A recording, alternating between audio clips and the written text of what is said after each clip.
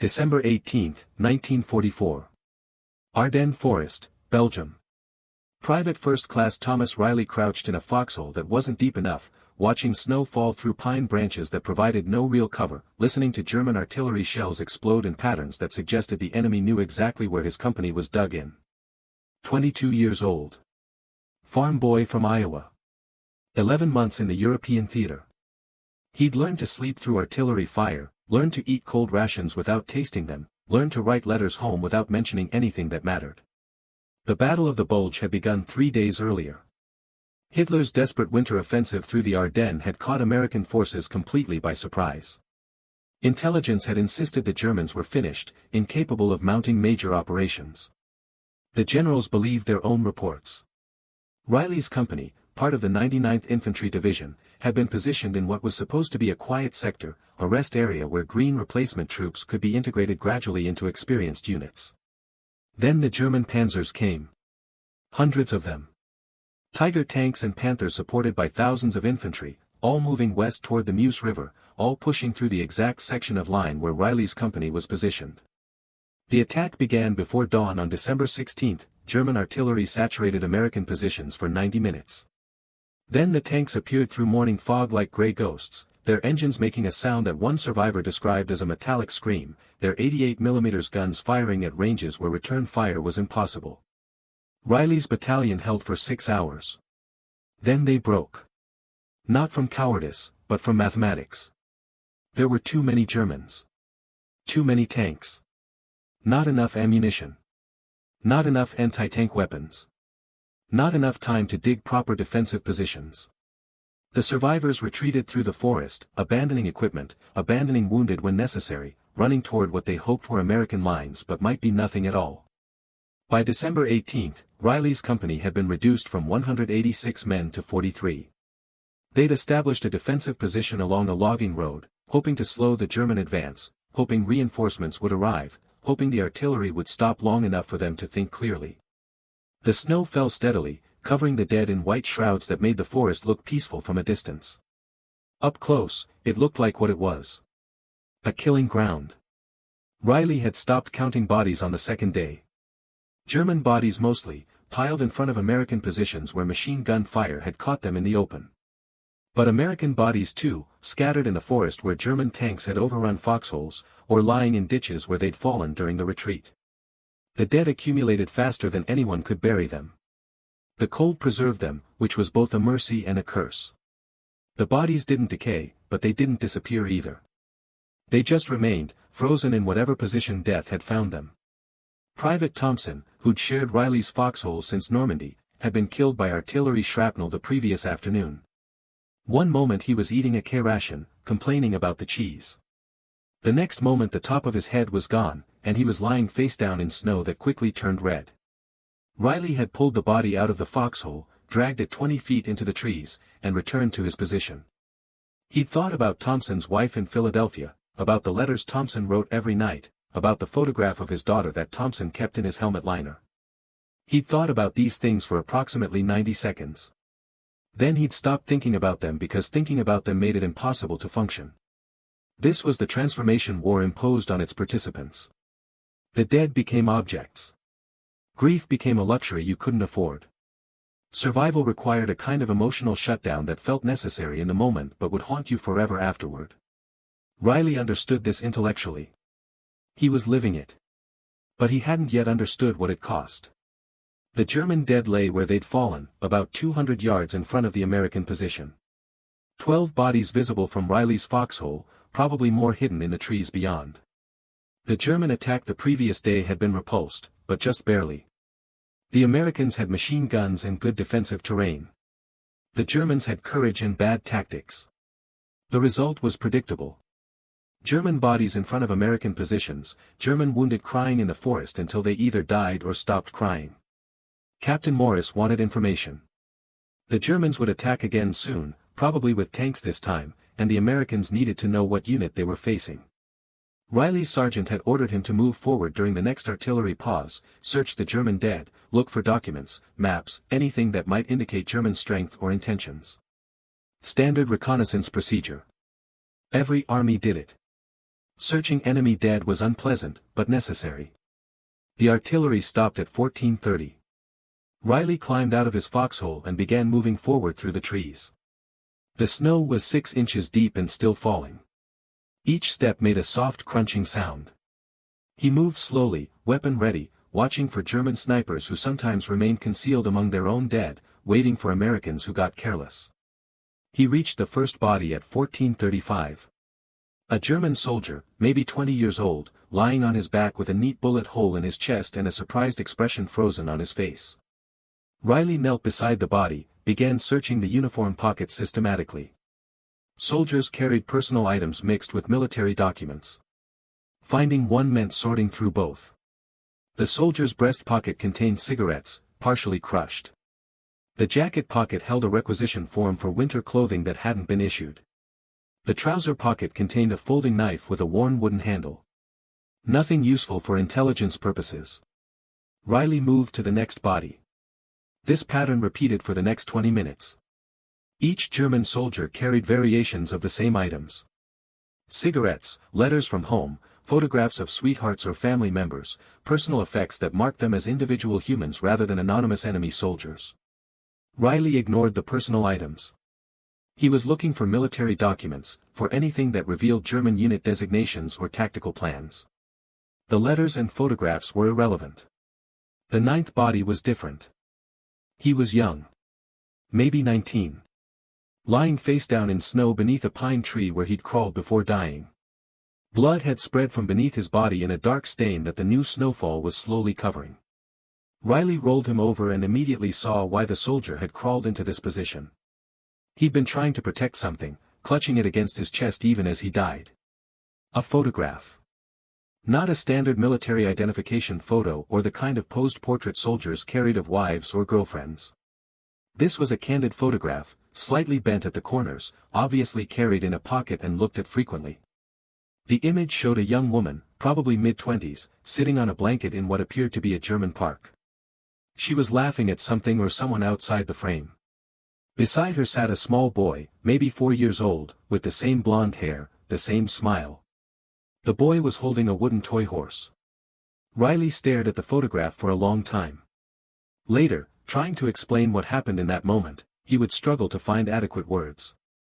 Something shifted. Some internal wall he'd built carefully over 11 months of combat, some psychological defense that allowed him to see enemy soldiers as targets rather than people, suddenly failed completely. This young German soldier had died clutching a photograph of his family. In his final moments, bleeding out under a Belgian pine tree thousands of miles from home, he'd been thinking about them. About a woman sitting on a blanket in a park somewhere in Germany. About a small boy with a toy horse. About a life that had existed before the war and that he'd hoped to return to when the war ended. Reilly turned the photograph over. On the back, written in careful script, Ernst, Magda, und Klaus. Sommer 1939. 5 years ago. Before the war. Before this forest, this snow, this death. The boy in the photograph would be 9 now, maybe 10. Old enough to understand that his father wasn't coming home. Old enough to spend the rest of his life wondering how his father died, whether it was quick, whether he suffered. The cold should have made Reilly's hands numb, but he could feel the photograph clearly, could feel the slight roughness of the paper, the way the edges were worn from repeated handling. This German soldier, whose name was apparently Ernst, had carried this photograph through how many battles? Had looked at it how many times before sleeping in foxholes not unlike the one Reilly had just left? Had drawn whatever comfort or strength from it that soldiers draw from such tangible connections to lives they'd left behind? Reilly looked at Ernst's face. The surprised expression, the same expression most combat dead wore, the realization that death had arrived without warning or ceremony. He tried to see Ernst as an enemy. As a Nazi soldier fighting for Hitler's regime, participating in a war of conquest and genocide. But all he could see was a young man who'd been somebody's husband and somebody's father, who'd carried a photograph of his family into battle, who'd died trying to protect that photograph because it was the only piece of home he had left. The transformation that occurred in that moment was both profound and subtle. Reilly didn't suddenly become a pacifist. He didn't question the necessity of the war or his role in it. The photographs didn't change the fact that this German soldier had been trying to kill Americans just hours before he died. It didn't make the Nazi regime any less evil or the war any less justified. But it did something more complicated and more lasting. It made it impossible to pretend that the men he was killing weren't human. For 11 months, Reilly had maintained his sanity by thinking of German soldiers as targets. As threats to be eliminated. As chess pieces on a tactical board rather than individuals with interior lives, with hopes and fears, with families waiting for them at home. This psychological strategy wasn't unusual. Most soldiers adopted similar mental frameworks. You had to, in order to function. You couldn't dwell on the humanity of the men you were ordered to kill without losing the ability to kill them. The photograph destroyed that framework completely. Reilly looked at the image of Magda and Klaus, and suddenly every German soldier he'd killed over the previous 11 months had a family. Had a life before the war. Had reasons for fighting that might be as simple and as complicated as protecting the people they loved. The moral simplicity that had sustained him through Normandy, through the hedgerows, through the long advance across France and into Belgium, suddenly became unbearably complex. He stood there in the snow, holding the photograph, trying to process what this meant. Around him, the forest was silent except for the soft sound of falling snow and the distant rumble of artillery. The German dead lay where they'd fallen. His orders were clear. Search for intelligence documents. Return to American lines. Report what he'd found. The photograph wasn't an intelligence document. It was a personal effect. It should be left with the body or discarded. But Reilly couldn't put it down. His hands, which had become quite capable of terrible things over the past 11 months, wouldn't release the photograph. He stood in the snow beside a dead German soldier, staring at an image of a woman and a child in a park on a summer day before the war, and felt something break inside himself that he suspected would never properly heal. The artillery started again. Distant at first, then closer. The German barrage was resuming. Reilly needed to return to American lines immediately. Standing exposed in no man's land during an artillery bombardment was an excellent way to die. But for another 30 seconds he remained motionless, looking at the photograph, committing the image to memory. Magda's smile. The boy's toy horse. The casualness of the moment, the ordinariness of it, the way it represented a life that had nothing to do with war and everything to do with the small, essential things that make existence bearable. Then he did something he couldn't fully explain even to himself. He put the photograph in his jacket pocket. Not to turn it in as an intelligence document, because it contained no intelligence. Not to keep as a souvenir, because it represented nothing he wanted to remember. But because leaving it seemed somehow wrong, seemed like a final disrespect to a man who'd already paid the ultimate price for this war. Reilly left Ernst's body under the pine tree and moved back through the snow toward American lines, carrying the photograph of people he'd never met, whose language he didn't speak, whose lives had been destroyed by the same war that had made him their destroyer. The immediate consequence was tactical. Reilly reported to Captain Morris that he'd found no significant intelligence documents on the German dead. The bodies were from the 12th SS Panzer Division, based on uniform insignia, but this information was already known from prisoners taken the previous day. Morris nodded, dismissed him. The reconnaissance had provided no actionable intelligence. It was, from a military perspective, a waste of time. The psychological consequence was more complicated. That night, in his foxhole, Reilly couldn't sleep. Not because of the cold or the sporadic artillery fire or the fear that German tanks would attack at dawn. Those things had stopped preventing sleep months ago. He couldn't sleep because every time he closed his eyes, he saw the photograph. Saw Magda laughing. Saw Klaus holding his toy horse. Saw Ernst dying alone in the snow, thousands of miles from the park where that photograph had been taken. By morning, Reilly had made a decision that would shape the rest of his life. He would keep the photograph. Not as a trophy or a souvenir. But as a reminder. As evidence of something he now believed to be fundamentally true and fundamentally unbearable. That everyone in this war, on both sides, was somebody's son.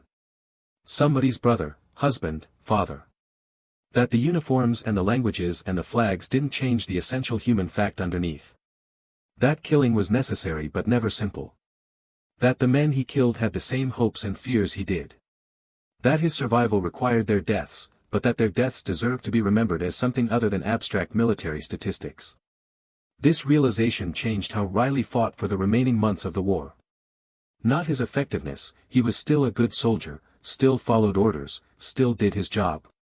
But his relationship to that job. He stopped thinking of combat in impersonal terms. Stopped using the casual euphemisms soldiers use to distance themselves from the reality of what they were doing. When he killed German soldiers, he acknowledged to himself what he was actually doing. Taking human lives. Ending someone's story. Creating widows and orphans. This might seem like a recipe for psychological collapse, for the kind of paralysis that makes combat impossible. But for Reilly, it had the opposite effect. The honest acknowledgement of what war required, without the comfortable lies most soldiers told themselves, created a different kind of strength. Not the mindless aggression of someone who's dehumanized the enemy, but the grim determination of someone who understands the full moral weight of his actions and accepts that weight as necessary. The Battle of the Bulge lasted another 3 weeks. Reilly survived. His company didn't. By January 16, 1945, when American forces finally pushed the Germans back to their starting positions, only 9 men from the original 186 remained alive and unwounded. Reilly was one of them. He fought through the Ardennes with the photograph of Magda and Klaus in his jacket pocket, transferring it carefully each time he received clean uniforms, protecting it from moisture and damage the same way Ernst had protected it. He never told anyone about the photograph. Not his fellow soldiers, who wouldn't have understood. Not the chaplain, who might have tried to interpret it as evidence of moral conflict requiring resolution. Not the army psychiatrists who interviewed soldiers showing signs of combat stress. The photograph was private. It represented something too complex to explain and too important to trivialize with inadequate words. In March 1945, during the crossing of the Rhine, Reilly saw a German soldier surrender. The man was young, maybe 17, weaponless, hands raised, terrified. An American lieutenant wanted to shoot him anyway, claimed he'd seen this soldier shooting at Americans minutes earlier, claimed it was justified revenge for American casualties. Other soldiers in the unit were willing to look the other way. Summary execution of prisoners happened, though officially forbidden. Everyone knew it. Most everyone pretended not to. Reilly intervened. He stepped between the lieutenant and the German prisoner, refused to move. He said nothing about morality or rules of war or the photograph he carried. He simply said that the prisoner had surrendered, that shooting him was murder, and that Reilly would testify at any court-martial if it happened. The lieutenant backed down, mostly because causing that kind of scene wasn't worth it. The German prisoner was sent to a POW processing center. He probably survived the war. This incident, minor in the scope of the war's immense brutality, represented the photograph's most tangible consequence. Without the transformation Reilly had experienced in that Belgian forest, he might have looked away when the lieutenant raised his weapon. Might have accepted the casual logic that enemy soldiers deserved whatever they got. The photograph of Magda and Klaus had made such moral indifference impossible. The war in Europe ended on May 8, 1945. Reilly's unit was in Bavaria when they heard the news. Men celebrated, got drunk on liberated German beer, fired weapons into the air. Reilly celebrated too. He was grateful to have survived, grateful the killing was over. But his gratitude was complicated by the knowledge that his survival had required the deaths of many men who, like Ernst, had families waiting for news that would never come. During the occupation period, while waiting for orders to ship home, Reilly made a decision. He would try to find Ernst's family.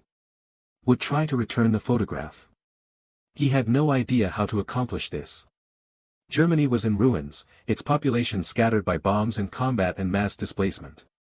He didn't know Ernst's last name, didn't know what city or town he'd come from. He had only a photograph marked Sommer 1939 and a first name written in script. But he tried anyway. He asked German civilians in the small Bavarian town where his unit was stationed. Showed them the photograph, asked if they recognized the woman or the child. No one did. The photograph could have been taken anywhere in Germany. Finding Ernst's family would require resources Reilly didn't have, investigations the army had no interest in conducting. In August 1945, Reilly shipped home to Iowa. He carried the photograph with him, along with his military records and personal effects.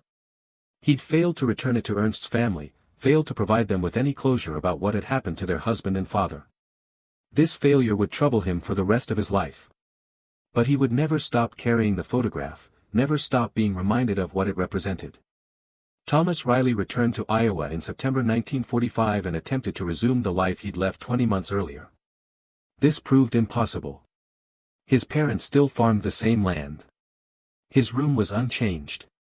The town was the same collection of familiar faces and familiar buildings. But Reilly himself had changed in ways that made normal life feel like a performance he no longer knew how to give convincingly. He didn't talk about the war. When people asked, he provided the minimum details necessary to satisfy their curiosity. Yes, he'd seen combat. Yes, it had been difficult. Yes, he was glad to be home. He learned to deflect questions with polite brevity, to change subjects, to excuse himself from conversations that pressed too close to experiences he had no words to describe. The photograph of Magda and Klaus remained in his wallet, behind his driver's license and military discharge papers. He looked at it several times a day, though he couldn't have explained why. The image had become something like a talisman, a reminder of a moral truth he couldn't afford to forget. That the men he'd killed in the war had been real. That their deaths mattered. That survival didn't erase responsibility. In 1947, Reilly married a local woman named Dorothy. He told her about the photograph on their wedding night, the only time he ever tried to explain its significance. She listened without judgment, though she admitted she didn't fully understand. How could she? She'd spent the war years in Iowa, teaching elementary school, collecting scrap metal for recycling drives, following news of distant battles in newspaper headlines that reduced human tragedy to strategic abstractions. Reilly and Dorothy had 3 children. A daughter born in 1948, a son in 1950, another son in 1953. He was a good father, patient and present in ways that many men of his generation, especially combat veterans, struggled to be. His children would later say they never saw him angry, never heard him raise his voice, never felt anything but loved in his presence. This gentleness, this deliberate softness, was born from the photograph. From understanding what war did to families, to the wives and children left behind when fathers didn't return. He never spoke to his children about combat. When they asked about the war as they got older, he told them the safe stories. The boring logistics of military life. The friendships formed in barracks. The relief of victory. He never mentioned the bodies in the snow, the German soldier named Ernst, the photograph he'd carried for decades. These things existed in a separate compartment of his life that he kept carefully sealed. But the photograph influenced everything. In 1956, when Cold War tensions were escalating and politicians were making aggressive statements about Soviet threats, Reilly wrote letters to his congressional representatives arguing for diplomatic solutions over military ones. He never mentioned his war service in these letters, never claimed authority based on combat experience. But his arguments reflected the understanding the photograph had given him. That the enemy soldiers in any war were human beings with families, that military conflict created suffering that extended far beyond battlefield casualties, that war should be an absolute last resort rather than a tool of foreign policy. In 1968, when his oldest son received a draft notice for Vietnam, Reilly had a conversation he'd been dreading for 2 decades. He told his son about Ernst. About the photograph. About what it meant to kill someone, and what it meant to live with that afterward. He didn't tell his son to refuse the draft or to flee to Canada. But he made certain his son understood the full moral dimension of what military service might require. His son served in Vietnam as a medic, choosing a role that saved lives rather than taking them. He came home with his own set of photographs and his own psychological scars. Father and son never discussed their respective experiences in detail, but they understood each other in ways that required no words. They were both members of a fraternity defined by the knowledge of what war actually costs. Reilly retired from farming in 1975, his body worn out by decades of physical labor and unhealed combat injuries he'd never properly treated. He and Dorothy moved into town, into a small house near the Methodist church where they'd been married 30 years earlier. He spent his retirement years woodworking in his basement, making furniture for his grandchildren, living the quiet life he'd dreamed about during the war. The photograph remained in his wallet. By this point it had been handled so many times that the edges were frayed, the image slightly faded. But Magda's smile was still visible, and Klaus still held his toy horse. These people, whoever they'd been, had become part of Reilly's identity in ways he never fully articulated. They represented something essential about the nature of war and the nature of humanity that he'd learned in a Belgian forest on December 18, 1944. In 1989, after the fall of the Berlin Wall, Reilly made one final attempt to find Ernst's family. He was 70 years old by then, suffering from the heart disease that would kill him 2 years later. But the opening of East Germany and the possibility of searching Soviet archives gave him hope that he might finally succeed in returning the photograph. He contacted veterans organizations, German historical societies, genealogy researchers. He provided what little information he had. A first name. A photograph from 1939. A soldier who died in Belgium in December 1944, probably from the 12th SS Panzer Division. The search took months and produced nothing conclusive. The records from that period were incomplete. Millions of German soldiers had died during the war. Many were buried in unmarked graves or never recovered at all. Finding one specific family, 45 years after the war's end, was probably impossible. Reilly died in January 1991, at home, surrounded by family. He was buried in the Methodist cemetery with military honors, though he'd requested a simple ceremony without fanfare. His obituary mentioned his war service in a single sentence. It said nothing about the photograph. Dorothy found the photograph when she was sorting through Reilly's belongings several weeks after his death. She recognized it immediately, though her husband had only mentioned it once, 44 years earlier, on their wedding night. She sat at the kitchen table, looking at the image of Magda and Klaus, trying to understand what this worn photograph had meant to the man she'd spent half a century with. She decided to keep searching. Her husband had wanted to return the photograph to Ernst's family, had wanted to provide them with some small closure about what had happened to their husband and father. She would try to finish what he'd started. It took 2 years. Dorothy worked with German researchers, provided them with enhanced copies of the photograph, gave them what limited information Reilly had recorded in a journal he'd kept but never shown anyone. The researchers used facial recognition software, compared the photograph against archives of German military personnel, cross-referenced records from the 12th SS Panzer Division. In 1993, they found a match. Ernst Hoffmann, born 1924 in Freiburg, married to Magda Hoffmann née Weber in 1939, father to Klaus Hoffmann born 1939, killed in action in Belgium December 1944. His body had never been recovered. His widow had received a telegram informing her of his death in February 1945, but no further details. She'd spent the next 48 years not knowing where or how her husband had died, not knowing if he'd suffered, not knowing if he'd thought of her and their son in his final moments. Magda was still alive, living in a retirement home in Freiburg. She was 72 years old. Her son Klaus was in his 50s, married, with children of his own. The photograph had been taken in the summer of 1939, 2 months before Germany invaded Poland, 3 months before Klaus's father left for military training and never really came home. Dorothy traveled to Germany in April 1993 to return the photograph in person. The meeting was brief and emotional. Magda held the photograph with shaking hands, looking at an image of herself as a young woman, looking at her son as a small child, looking at a moment that existed before the war destroyed everything. She'd never had another photograph of Ernst. All their possessions had been lost during the bombing of Freiburg. This single image, carried across an ocean and through 5 decades by a stranger, was all that remained of her husband's life. Magda asked about the American soldier who'd carried the photograph. Dorothy told her what she knew. That Thomas Reilly had found it on a battlefield in Belgium. That he'd carried it for 46 years. That it had changed him in ways she'd never fully understood but had always respected. That her husband had died trying to protect this photograph because it was the only piece of home he had left. Magda cried. Klaus cried. Dorothy cried. They sat together in a German retirement home, 3 people connected by a photograph and a war that had ended nearly 50 years earlier, sharing grief that had no nationality or language barrier. The war had made them enemies. The photograph made them human to each other. Dorothy returned to Iowa several days later. She died in 1998, 7 years after her husband, having completed the task he'd been unable to finish. The photograph remained with Magda until her death in 2001. Then it passed to Klaus, who kept it in his study, displayed alongside photographs of his own children and grandchildren. In 2004, Klaus Hoffmann visited Iowa.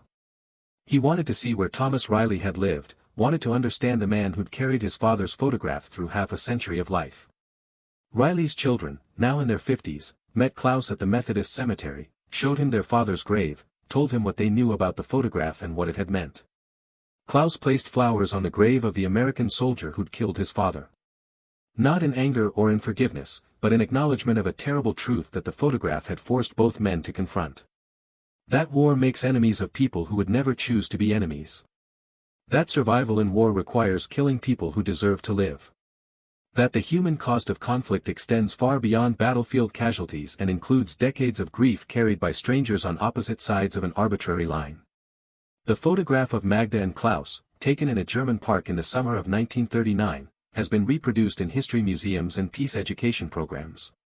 It represents something universal about the human dimension of war. Not the tactics or the politics or the grand strategic narratives, but the individual tragedies. The families destroyed. The ordinary moments of love and joy that war interrupts and can never fully erase. December 18, 1944, in a Belgian forest, a young American soldier found a photograph on a dead German soldier's body. That discovery transformed him. Not immediately, not dramatically, but completely. It made it impossible for him to pretend that the men he killed weren't human. It taught him that enemy soldiers were somebody's husband, somebody's father, somebody's son. It showed him that the moral cost of war extends beyond the battlefield and lasts longer than any of us want to believe. Thomas Reilly carried that photograph for 46 years. He looked at it thousands of times. He never fully explained to anyone why it mattered so much. But everyone who knew him understood that the photograph had changed him, had made him gentler and sadder and more thoughtful than most men of his generation. The war ended in 1945. The killing stopped. The soldiers came home. But the photographs remain.